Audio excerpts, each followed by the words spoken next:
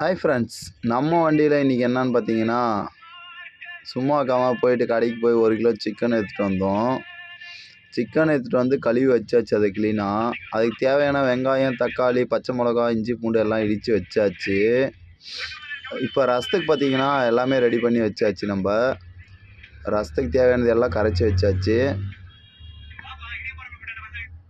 இப்போ பார்த்தீங்கன்னா நம்மளது சிக்கனு ரசத்துக்கு தேவையானதெல்லாம் வச்சாச்சு. இப்போ குக்கரில் பார்த்தீங்கன்னா சோறும் வச்சிட்டோம். இன்னும் விசில் தான் வரல.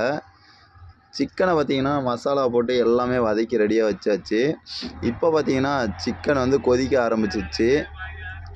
இப்போ பார்த்தீங்கன்னாக்கா நம்ம இறக்கி வச்சுட்டு எல்லாமே நமக்கு ஓகே ஆயிடுச்சு. ரசம் வந்து இப்போ கொதிச்சிட்டு இருக்கு.